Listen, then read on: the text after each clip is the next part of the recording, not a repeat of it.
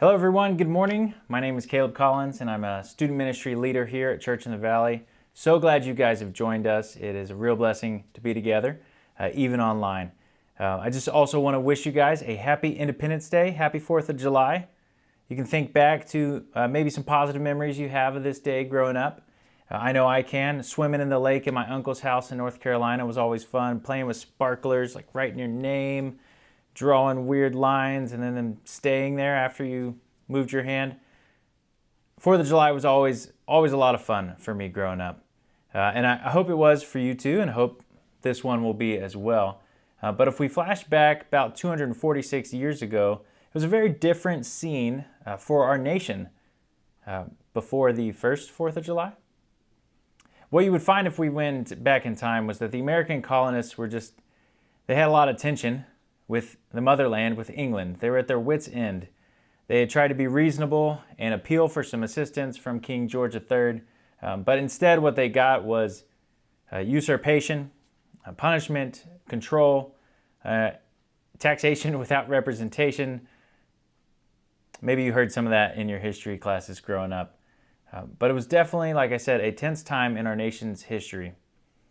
And after a series of intolerable acts and further ignored petitions to the king for some resolution to these problems, representatives from each colony, they met in the First and then the Second Continental Congress to discuss breaking ties with Britain. And they eventually ratified a document putting into words their anger and betrayal that the colonists felt towards the King of England. They were reasoning that the king had violated rights that only God could give, and therefore only God should be able to take away. And such rights like life, liberty, and the pursuit of happiness. These they called inalienable rights. So 56 representatives from the 13 colonies, they signed the document known today as the Declaration of Independence, and thereby helping to birth a nation and simultaneously putting their own lives and livelihoods on the line for the cause of American freedom. For by signing their names, they made themselves out to be rebels and therefore targets of England. Whether we recognize it or not, we celebrate national holidays, specifically the 4th of July, because of the sacrifice of others to bless those who would come behind them. And as we continue in our Bible Stories message series today, we're going to focus on a group of friends who did just that. They stuck together in a difficult and oppressive time to make a difference for their people, for the kingdom of God, and ultimately for the world. In the story of these men, their names are Daniel, Hananiah, Mishael, and Azariah, or more commonly known as Daniel, Shadrach, Meshack, and Abendego. And this can be found in the Old Testament book of the Bible named Daniel, which highlights a difficult period in the history of God's people in which the Babylonian king Nebuchadnezzar defeated the southern kingdom of Judah and carried the people off into exile. And once in exile, these four men that we just mentioned, they were distinguished and they were described as youths without blemish, of good appearance, skillful in wisdom, endowed with knowledge, understanding, learning, and competence to stand in the king's palace. And they were to be taught the literature and language of the Chaldeans. Daniel and his friends were being groomed to be the future leaders in the kingdom of Babylon. Yet time and time again, these four are seen taking a stand for righteousness in the face of great pressure.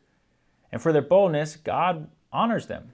Something we see clearly in the first 6 chapters of Daniel is that godly friendships have the power to withstand tyrannical rulers. In Daniel chapter 1, Daniel and his friends, they request not to abide by the regulated Babylonian diet, as this would cause them to break God's prescribed dietary laws to them. And though it was a risk to deviate from the king's ruling, these young men stood together, and they were eventually distinguished to be 10 times above the rest of their peers in every matter of wisdom and understanding. In chapter 2, the friends come together again to resist this massive execution order given from the king, who was angered because he had this dream and it disturbed him. He calls the wise men in and says, "Tell me my dream and then tell me its interpretation." They appeal and say, "We don't know your dream. Tell us your dream." Whole big debacle. His result, "I'll kill all the wise men in Babylon." This affects Daniel and his friends. So Daniel wisely goes and he asks what the problem is, and then for some time to take the matter to the Lord. And what does he do? He doesn't just take the matter to the Lord by himself. He brings it to his friends. And they decide to ask God for mercy. They pray together, and God reveals the dream and the interpretation of the king to Daniel. And as a result of this revelation and talking to the king about it and appeasing him, they're all promoted. And they don't just save their own lives, they save the lives of all the wise men in the kingdom. Finally, in Daniel chapter 3, when the king makes a statue and demands that everyone bow down and worship it or be thrown into a fiery furnace, we again see the young men standing together to resist the tyrannical powers at hand as they refuse to bow the knee towards any god but their own. Daniel 3:12 recounts a group of people tattling on Shadrach, Meshack, and Abednego to the king, and they say, "There are certain Jews whom you have appointed over the affairs of the province of Babylon. They're likely jealous of their position. Shadrach, Meshack, and Abednego, these men, O king, pay no attention to you. They do not serve your gods or worship the golden image that you have set up." Don't you love a tattletale? So the word is out. These Jews, they stood together and they resisted the empire as a team. In each of these three scenarios that we just discussed, it highlights the truth that Ecclesiastes 4:12 says as well. And I'll read that for you now. And it says, "And though a man might prevail against one who is alone, two will withstand him. A threefold cord is not quickly broken." Through their close-knit and God-centered friendships, Shadrach, Meshack, and Abednego, and Daniel were able to resist the mandates from the king and remain faithful to God. This truth might seem obvious to many, as the old phrase goes, 2 heads are better than one. But yet how many people do not want or ask for help? How many people live alone, work alone, and make big decisions alone? Many people simply lack close-knit relationships where they can give and receive wise counsel, where they can be honest about a decision and get feedback. But this is what leads to success in life, as shown here with the 4 friends amidst their captivity. It's also part of the heart attitudes here at Church in the Valley that we try to practice, and it helps our church culture go. And as these friends practice that as well, together they become tightly woven cords that are not easily broken from this outside pressure. For me personally, this brings back a memory from 2 years ago. Right around this time, I was invited to a friend's 4th of July party. Our whole family was, and though I really wanted to go, I also really wanted to follow the rules that were prescribed to us at the time from our governor that wanted us to avoid these gatherings and then prescribed wearing a mask whenever leaving the house. No, I did not want to isolate. I'm pretty extroverted. No, this was not because I love staying at home or wearing masks, but I was convinced that, as Romans 13 says, there's no authority except from God. And whoever resists the authorities resists what God has appointed. And those who resist will incur judgment. I was so convinced of this that our whole family even went on a hike one time over the summer with all of us wearing masks, the kids included. And they even got like a little chafe rash on their face because probably had bad masks, I'm not sure. But through dialogue with a trusted mentor at church, who also knew the Constitution way better than me, I learned that the established authority that Romans 13 refers to in America is due to the structure of our government is in fact the Constitution, not necessarily our governor or elected official.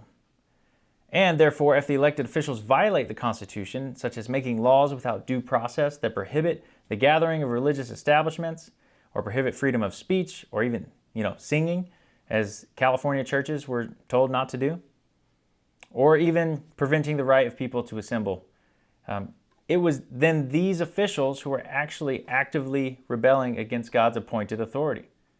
And if we were to follow those officials, then we would be following them directly towards God's judgment, which is the very thing that I was trying to avoid by wearing a mask in the woods in the first place. I just kind of had my focus off. So were it not for these conversations and a few key ones that followed it, my wife and I could have easily pulled out of community and isolated ourselves for the past 2 years, all while believing that what we were doing was actually God's will. I'm grateful for those conversations. And as Ecclesiastes says, a singular braid is easily broken, just as an isolated person is easy to deceive. But when godly friends are bound together to further God's mission, they can become a resilient force that even the most enraged tyrant cannot overcome. And in Daniel chapter 3, we see our main characters come face to face with such a fury-filled, fire-wielding tyrant in King Nebuchadnezzar. As mentioned earlier, Shadrach, Meshack, and Abednego, they got themselves into a tense situation where the stakes were high. They had disobeyed the king and were told either you bow to an idol, forsaking the God that you serve, or you die a horrible, fiery death. Both options are not ones that you'd hope to find yourself choosing between. I can be sure of that. And it would just be easy if you were in their shoes to get caught up in this what-if scenario, the spin cycle of what if. What if we disobey? Will the king really kill us? What if we just bow this one time and then we refuse like later when no one else is watching? What if I bow, but then the other two don't? What if they bow, but I don't? What if God doesn't save us, even if we choose not to bow? But in Daniel 3:16 through 18, we don't see the men spiraling through the what-if spin cycle that can so easily entrap us in tough scenarios. Instead, we see a resolve, a strong confidence, and an even-if mentality within these men, who replied to the king's threat by saying, "Oh, Nebuchadnezzar, we have no need to answer you in this matter. If this be so, our God whom we serve is able to deliver us from the burning fiery furnace, and he will deliver us out of your hand, O king. But if not," those are key words there, "but if not, be it known to you, O king, that we will not serve your gods or worship the golden image that you have set up." Shadrach, Meshack, and Abednego are committed to God even if it costs them everything they have, even if the worst possible things happen. Is there anything lately that's gotten you caught up in a spin cycle of what if? I can remember a time when I first moved to California where my wife, Elise, went up to the local university I was attending just to use their internet. We were new here, didn't even have that set up, and it was getting late and her phone died. And then it was getting later and I had no means to text her or call her, and I couldn't go out and look for her. We had a young baby upstairs sleeping and I felt obligated to stay and protect him even though he was asleep and he wasn't going to get out of his crib. So instead, I tried to do chores to keep my mind busy off the thought of the what ifs, but nevertheless, I got stuck in a what if spin cycle. Scenarios in my head included, my wife is gone. Someone has gotten her, and I will now be raising my baby all by myself. I'm going to have to drop out of grad school, move back to Texas. That's it. I'm just going to leave. I'm just going to go. Baby's going to be fine. I'm going to go find her. Just as I'm getting ready to head out the door, with all my what ifs going, Elise opens the door, perfectly fine. "Hey, how's it going?" To me, like, oh yeah, it's fine. I'm doing great. She definitely proved that all my what ifs were just a complete waste of time, fret, and emotional energy. Maybe you've had some what ifs that have gotten you stirred up lately. Some I've heard out there are, what if I lose my job? What if inflation keeps rising and my savings amount to nothing? What if our current currency becomes worthless? What if gas prices keep going up? What if the elections are unreliable and our country is beginning to dissolve? What if our government crashes due to massive amounts of debt? What if I get sick? What if my loved one gets sick and doesn't recover? What if my kids don't develop at the right pace? What if my kids follow God for now, but not later in their life? What if my spouse is not faithful? What if I never break this addiction? What if I never find the one? What if I don't have the energy, skill, or knowledge to complete the projects that I've been given? What if I drop the ball and lose all the credibility I've worked so hard to earn? What if, what if, what if? How about even if? Even if. This is what Shadrach, Meshack, and Abednego model for us before the king. So we can say like them, even if I lose my job, even if inflation causes my savings to amount to nothing, even if our current currency becomes worthless, even if the elections are unreliable, governments crash, sick loved ones don't recover, spouses leave, kids don't develop, or they walk away. Even if I drop the ball, lack the energy, lose credibility. Those are all hard things. Even if, even if, even if. We say this with Shadrach, Meshack, and Abednego, who they said, "We will not serve your gods or worship the golden image you have set up." And we too can say, we will not abandon the God that we serve, because he will not abandon us even if. So we confidently say even if about our circumstances, because we know that God works all things out to the good of those who love him and have been called according to his good purpose. We can also confidently say even if because we know that God is a master builder and he will not abandon the works of his hands. The work he has begun in us, he will carry it on to completion, even if worse comes to worse. And for our characters of focus today, it did. Because Shadrach, Meshack, and Abednego, they refused to conform to the king's commands, and they're thrown into the fiery furnace. And these three men show us that nonconformity will cost you. Daniel 3:19-20 says, Then Nebuchadnezzar was filled with fury, and the expression of his face was changed against Shadrach, Meshack, and Abednego. He ordered the furnace heated 7 times more than it was usually heated. And he ordered some of the mighty men of his army to bind Shadrach, Meshack, and Abednego, and to cast them into the burning fiery furnace. If you recall, these 3 men, just 2 chapters prior, they were praised as being 10 times better in wisdom and understanding than all the other magicians and enchanters in the whole kingdom. Just 1 chapter ago, the king promoted them to be over all the affairs of Babylon. Clearly, these were favored and skilled men whom the king would have wanted to keep on his team, but their lack of conformity to his mandate triggered him to where he was no longer thinking soundly, but acting in fury-filled retaliation to squash this non-compliance. This past year in my community group, there were 2 men who respectfully declined to conform to their workplace's mandate for the COVID vaccine, and so they applied for religious exemptions. One was let go after over a decade of faithful and excellent service to the company. And the other was reassigned to work a newly formed odd graveyard shift to keep him away from the rest of the employees during the regular work days. He did this for months and months until he was able to find another scenario at a different company.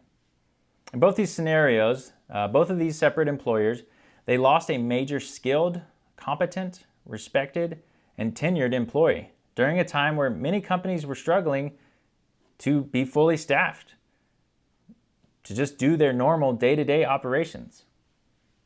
At a time when much of the workforce was still at home, getting paid to do nothing. I don't say this necessarily to get in a debate about vaccines, but to emphasize the point of when you choose not to conform with the popular narrative, you will reap the consequences. These men in my community group, they were treated poorly and not honored for the contributions they had provided to their companies. Shadrach, Meshack, and Abednego were literally thrown into fire. And even Jesus Christ himself. When Jesus refused to conform to the religious authorities' perspectives on God and the Jewish law, he was falsely accused, convicted, and then murdered at the hands of the Romans. But Jesus is willing, nevertheless, to follow his master. Luke 22:41-42, as he's dealing with what he knows is coming, is his crucifixion, it says that he withdrew about a stone's throw away from his disciples, and he knelt down praying, saying, Father, if you are willing, remove this cup from me. Nevertheless, not my will, but yours be done.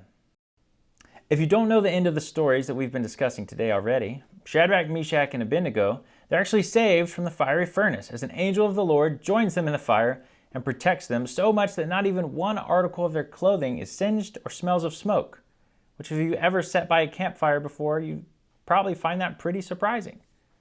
So the king tells them to come out. But also, the stories of my friends that I mentioned to you from my community group, both of them ended up with different, and I would say, and I think they would say too, better situations in their workplace, and also better situations for their family. And even more, we reference Jesus there at the end. Jesus doesn't stay dead. Praise God. Jesus rises from the dead, and he's seated at the right hand of God in heaven. And he will be coming back soon to bring his church with him and defeat his enemies once and for all. So if it's all a happy ending, why the hassle? Why in each of these scenarios does God let these people get tossed into the fire? If he was going to save Shadrach, Meshack, and Abednego, if God was going to provide other jobs for my friends and raise Jesus from the dead anyways, why let them go through the trouble to begin with? When I asked this question, a phrase came to my mind, and I found it in Proverbs 17:3. And it says, "The crucible is for silver, and the furnace is for gold, and the Lord tests hearts." So I watched a few YouTube videos and saw what you use a crucible for. Pretty cool.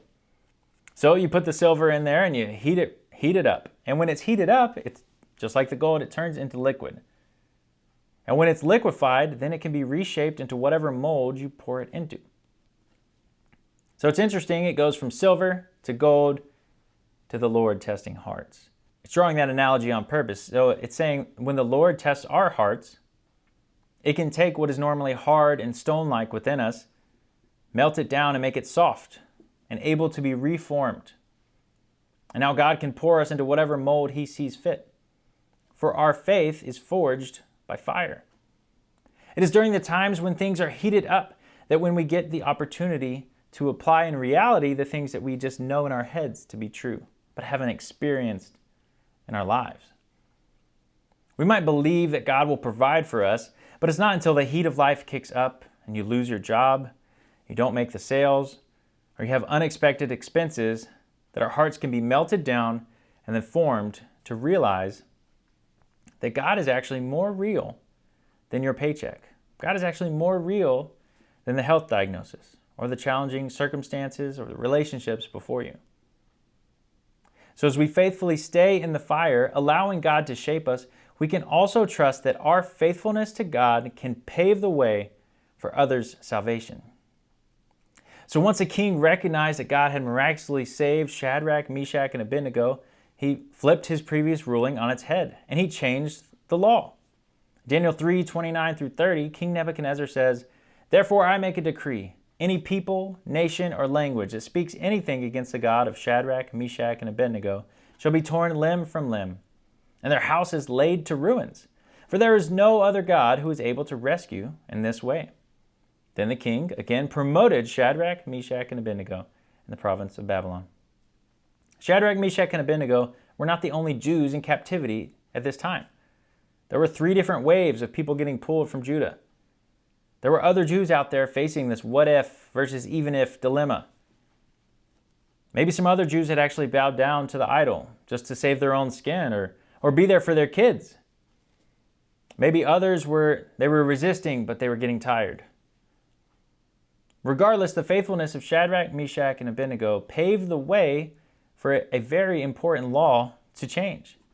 And as a result, people's lives were saved. And they were delivered from this oppressive and demonic edict that the king had released. Back to what we started with in our time together. The 56 representatives who signed the Declaration of Independence.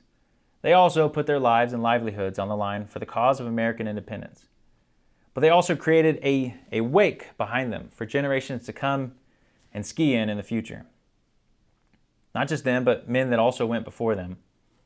They paved a way for a group of people whose history was being under the monarchy to change a future where they could establish a government that works for the people, not a people that is subservient and serves the government. And without their actions, we'd have nothing to celebrate as a nation on the 4th of July. But even more so, Jesus Christ's faithfulness to God's mission while He was here on earth to live a perfect life and die on behalf of sinful humanity so that we could have a restored relationship with God. His faithfulness to do this paved the way for everyone in every nation under every form of government to live in complete freedom today. True freedom is having the ability to not sin. Some people would say true freedom is doing what you want, when you want, with who you want, where you want. The Bible tells us something different. It says that we are enslaved to sin. We cannot stop ourselves from jumping headlong into that which is wicked and against God. But by the power of the Holy Spirit, yes, you can. No, you will not be perfect here on this side of heaven, but you can make progress. And you can grow in righteousness. So our faithfulness to God can pave the way for others' salvation. This is seen in Shadrach, Meshack, and Abednego, seen in the signers of the Declaration of Independence, ultimately in Jesus Christ. So let's consider some next steps that you might be able to take today in response. Number one, as we mentioned, you can plug into community and seek to live an open and honest life. The cord of three strands is not easily broken. Isolated by yourself, easy to deceive and to be broken. Together in community, there's strength. Number two, you could surrender a particular what-if scenario that has been plaguing you or bugging you lately. And you can declare, even if, fill in the blank, I will remain faithful. And I encourage you that when you do that, you say, even if this happens, God will be good, He will be faithful to me. Then you declare it and you move on. Because it hasn't happened. But sometimes our mind plays games with us and we get stuck on these hypotheticals. So you just say, even if God will remain faithful, I'm going to do the next right thing. And lastly, follow just leadership aggressively and resist where biblical boundaries are crossed. Much of the time, you'll probably be just following well. At work, you don't like your boss, but you're probably just going to need to suck that up and follow well. But Shadrach, Meshack, and Abendego, they followed to the extent to which they were forced to then choose between God and following their leaders and what the current ruler had said to do. Proportionally, they probably followed a whole lot more than they resisted. But were they to follow in those key moments where they needed to resist, they would become what Proverbs 25:26 says, like a muddied spring or a polluted fountain is a righteous man who gives way before the wicked. This makes me think of coming back from recess as a kid. You're hot and sweaty. I grew up in Texas. So man, that water fountain was like, oh, it was a gold mine after recess. We used to count on each other's back. We'd give them like 5 seconds, say, you got to move, it's my turn. So imagine it's one of those hot Texas, muggy, sweaty summer days. You're getting off the recess and you're ready. You're ready. I need that ice cold water fountain. You run up there. Remember, you're a kid. You still like water fountains, not just smart water. So you're running up there. You hunch over. You begin to gulp down as much as you can. Gulp, gulp, gulp. And then after a few seconds, you realize you don't taste anything but this salty, muddy, rock-filled, thicker than normal brown water. And you just, yuck, you spit it all out. What a disappointment. How gross, right? This is what it's like when those who know God and they simply step aside and let the wicked plow on through with their agendas. Those people of God who are supposed to bring refreshment to the world like a spring. A spring is supposed to do that. Those people of God who are supposed to bring refreshment to the world around them, they become soured and unable to minister when they step aside. And as we remember our founding fathers who resisted the wicked this weekend, as well as Daniel, Shadrach, Meshack, and Abendego, who refused to give their devotion to anyone other than God, may we be encouraged as a church in the coming days to show grit, to follow God aggressively, and to refresh the community around us by standing firm, even if. Will you pray with me? God, we love you. We thank you for the freedoms that you have given us. We thank you for the church that you have allowed us to be a part of without persecution. We thank you for your word and the ways that we can hear it and learn and grow. Help us to do that. Help us to apply what we have learned today and to grow in you. In the name of Jesus Christ, amen.